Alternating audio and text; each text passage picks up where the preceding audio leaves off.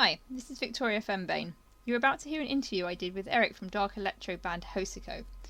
Subscribe to this channel to hear more interviews. So yeah, I was thinking. So yeah, you had tours booked. You had a European tour booked in 2020.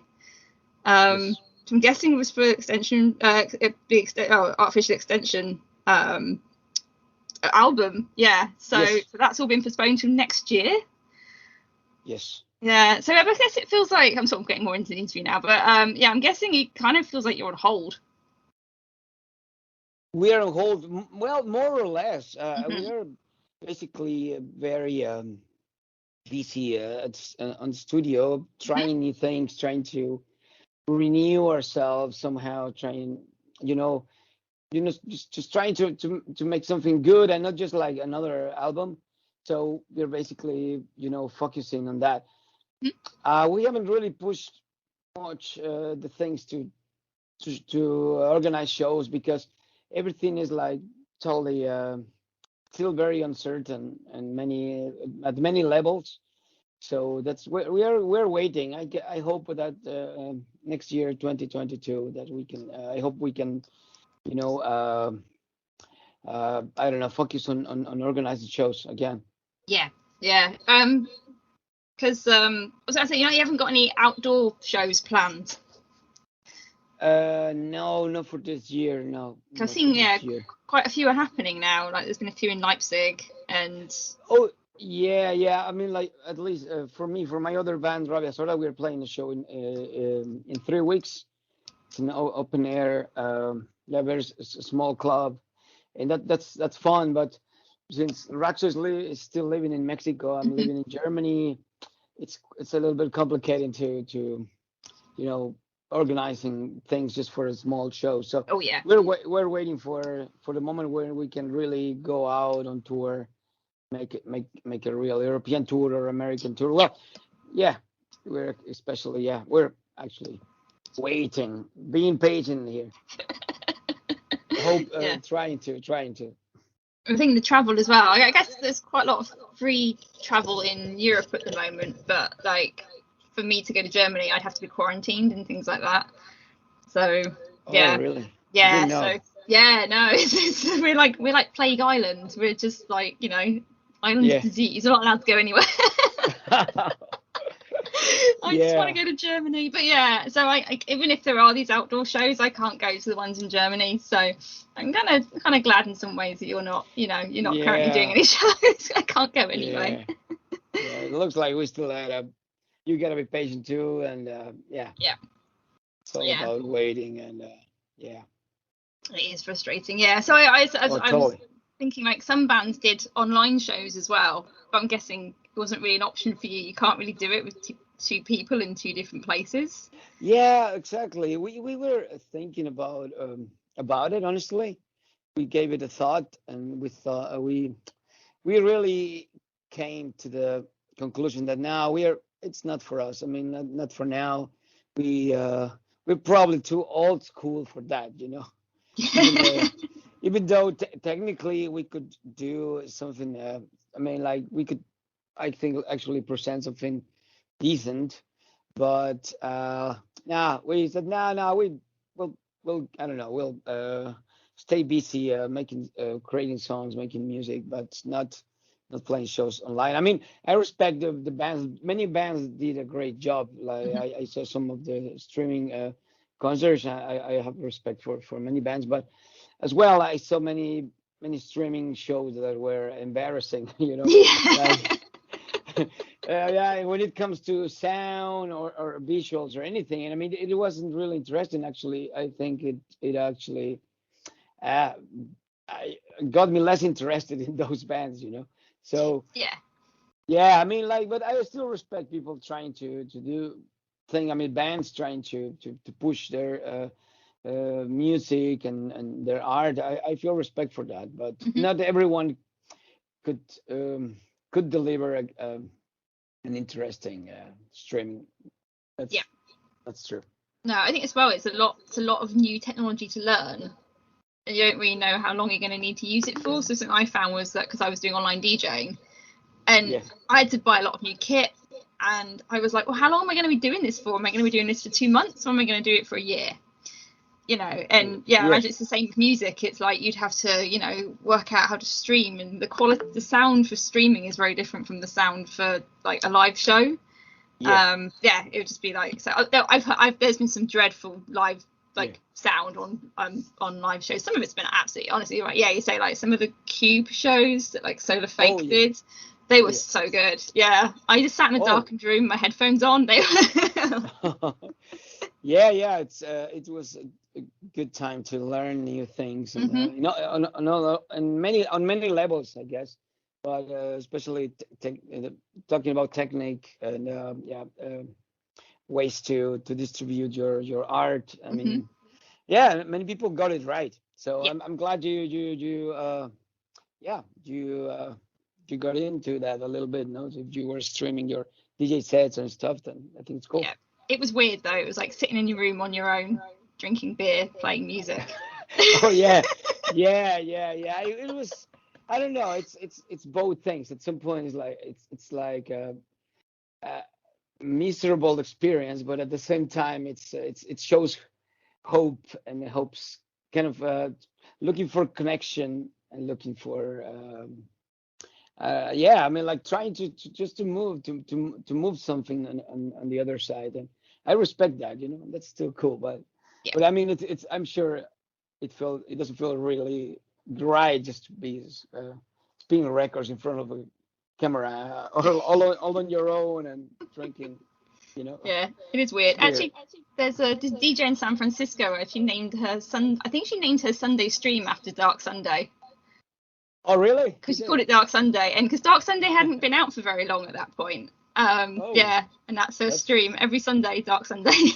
Oh, it's a cool thing. I'll check it out. Yeah, I'll have to send you a link or something. But yeah, please do. She's called Molly. She's DJ Melting Girl. In San Francisco. So yeah, that was cool that she did that. Nice. So yeah. So yeah, I was actually saying about like technology and stuff. So if you taken this time to like write music and sort of have you used it productively? Yes. Trying to do as much as I can, as we can. You know, it was a very weird time. I mean, like everyone.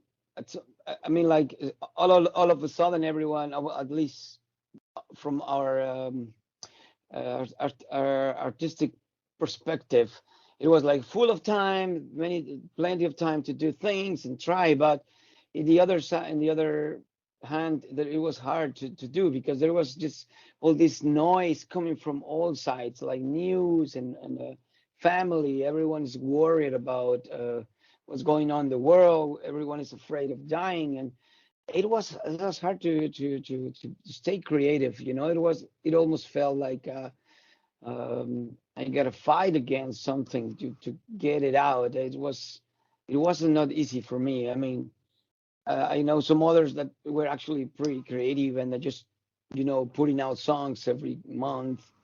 But for us, I think, at least for me at the personal level, it was harder to stay creative. I did.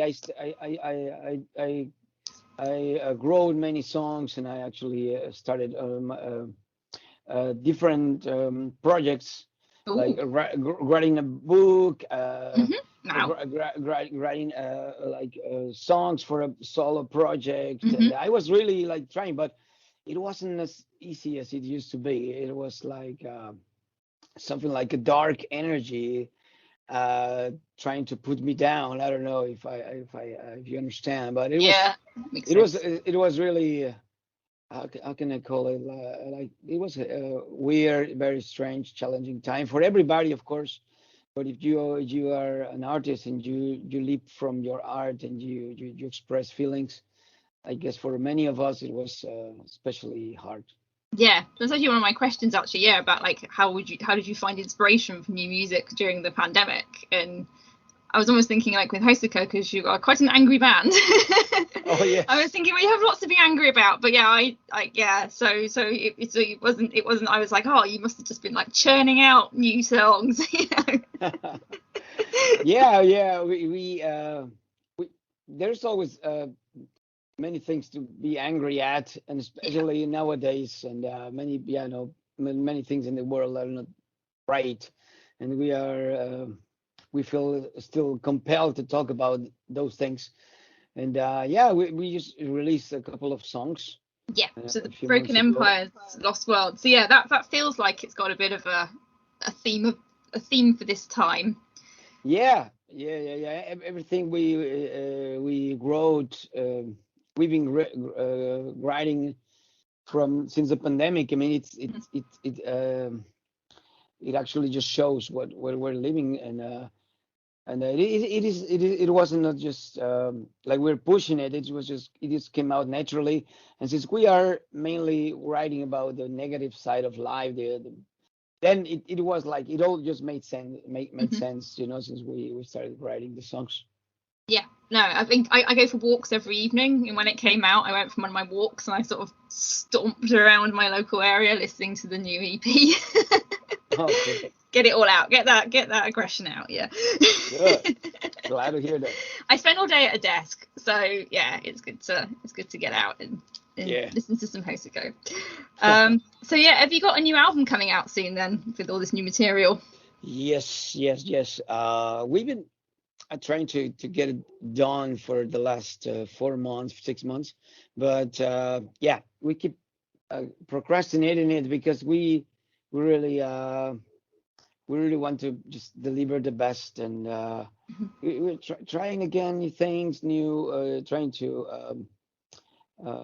make use of many new influences, music, and I mean, but that's I guess you can feel it, especially if you listen to Broken Empires, and lately the last album as well. We tried maybe we've been playing with new music styles, and yeah, it does sound more modern. The last Artificial Extinction, yeah, it does have that quite modern sound, but at the same time you always manage to maintain that sort of Hocico sound, which I really like. So I've been a fan since like the early 2000s.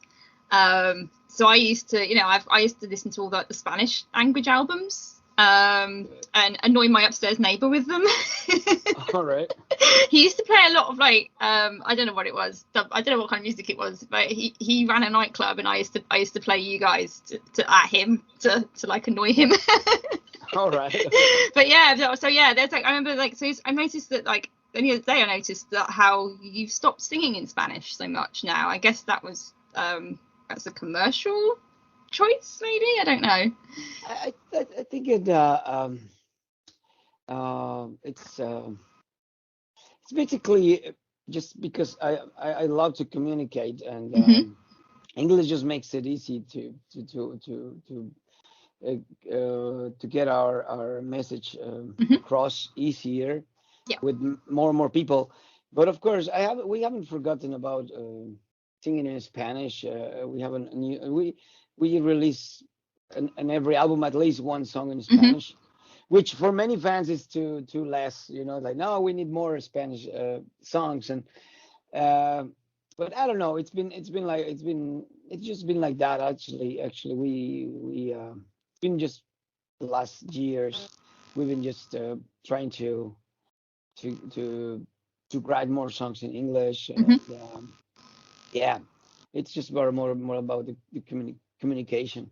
Yeah, that makes sense. Yeah, so it's interesting because I just noticed the progression. I didn't even notice. It was almost like because I've been a fan for so long. I just hadn't. Yeah, I don't know. Right, I just like, oh, wait a second, there's no Spanish on this one. Like, yeah. That was another question as well about like evolving over time. So I'm guessing you're not using the same technology you were using like 20 odd years ago. So are you using any like analog synths or anything now? I know a lot of people are moving to that.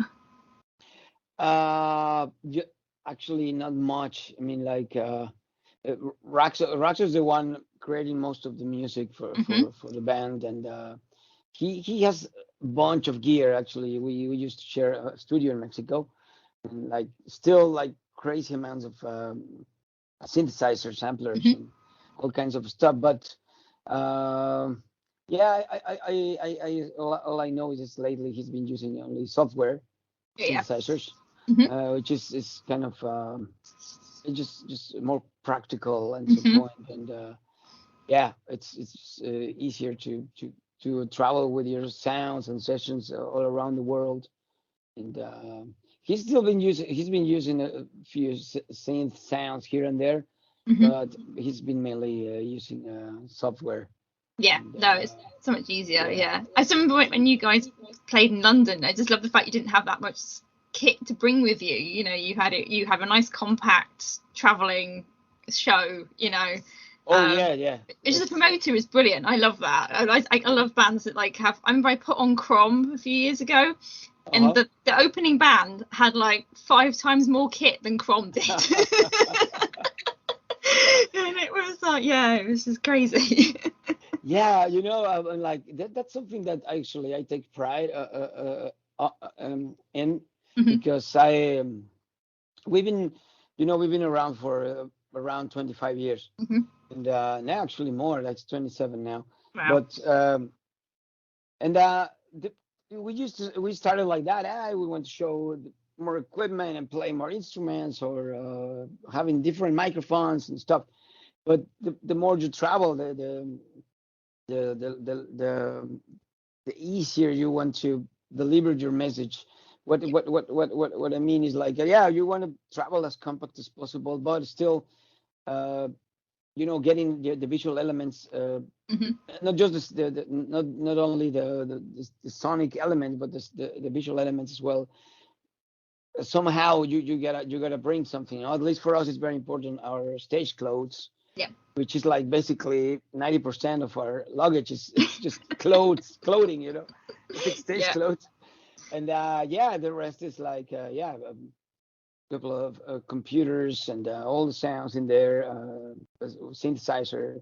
Usually we get it rented from the local promoter. And I bring as well, like my microphone stand. I decorated with some skulls. And sometimes it gets funny at customs. They when we get checked, like they think that it might be real skulls, you know, like human skulls. But well, I always got to say no, it's just plastic, you know. Yeah. It's Halloween stuff. Exactly. I'm a Halloween fan. I gotta explain myself all the time, every time. But yeah, that's basically. But basically, how we travel, and I think it's pretty important for us. Just like stay compact, but still delivering a good concert. That's the most important thing. Yeah. No, it's amazing how you travel so compact, but your show is still so epic, you know, big. Like, yeah, I was surprised for the show that you bring, for how compact you travel. I was impressed. Like, if I was what was up with that show, because obviously I'd seen loads of your shows at the same venue as well, and then I was stood at the back, like when you were, and I was like, I did this, and then I was like, but they just got off a plane. And there was this like huge show, and it was amazing. Obviously, you can't bring the same kind of stage show you play at, say, Amphi. Exactly. With all the headdresses and all the rest of it, but yeah. Yeah, we adapt to the conditions, and of course, if we have the chance, like depending on the budget we have, and especially if I'm living in Germany and we get a big festivals, and we have a nice spot and a nice place, and we have the budget. We will always bring. We try to make the show more spectacular and bring more people on stage, or use different visual gimmicks to make the show even better or more interesting, I say. But I think, like, the core of the band, the real what we are really about is, like, just, you know, like two guys going crazy on the stage, and that's like delivering fury and anger in an artistic way. That's what we are, and we don't care if it's like in a big, like, with visual gimmicks or not. We still have fun with whatever, you know. However, we just want to have fun on stage. Yeah. No, yeah, definitely. I always know if I go to a Hocico gig, I'm gonna walk out sweaty. That's good. That's great. I'm gonna dance like crazy. It's like, don't wear your best clothes, just wear your biggest boots, and just it's always guaranteed. That's why it's why we need to get you guys back over. At some point we'll sort it out. But yeah, let's just let things settle down first. But yeah, I'm just looking for my questions, see if I have anything else that I need to think of. Oh yeah, your video. Yeah, so the video for Broken Empires, it's a bit different.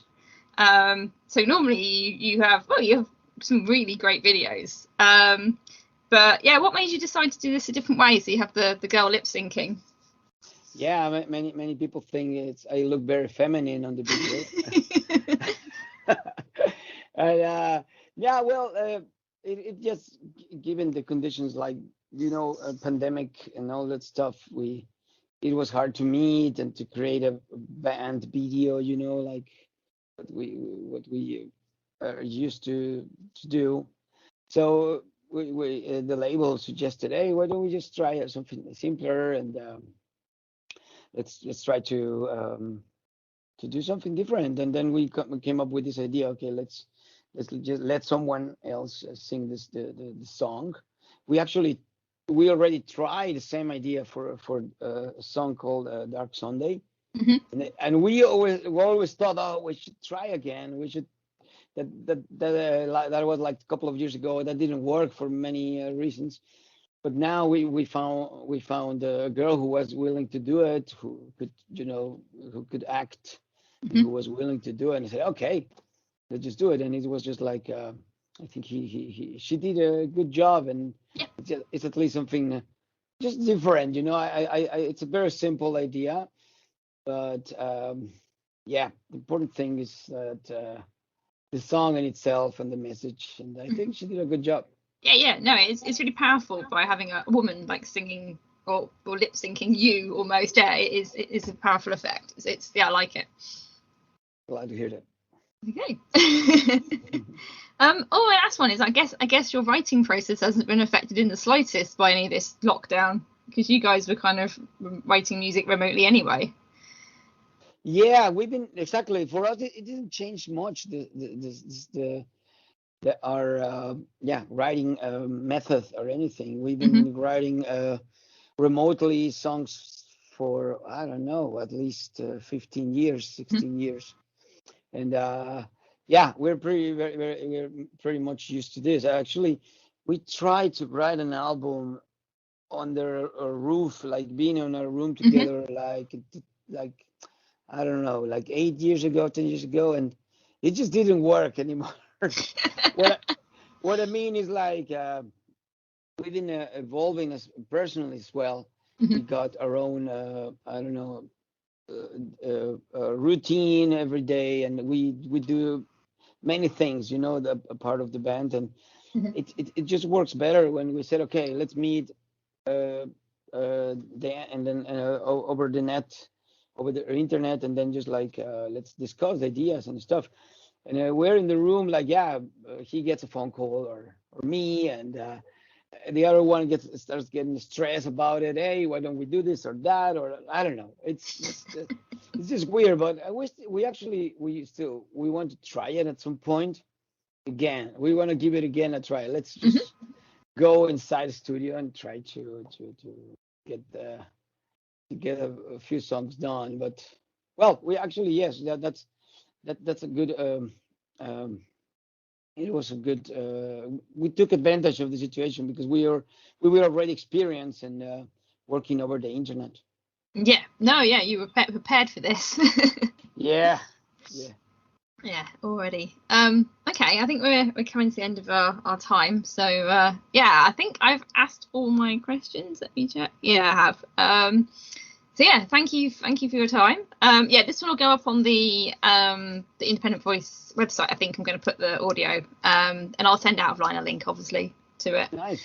Nice. Yeah, and I hope to see you soon on stage, and even like at some point back in the UK for a show. I will sort something out.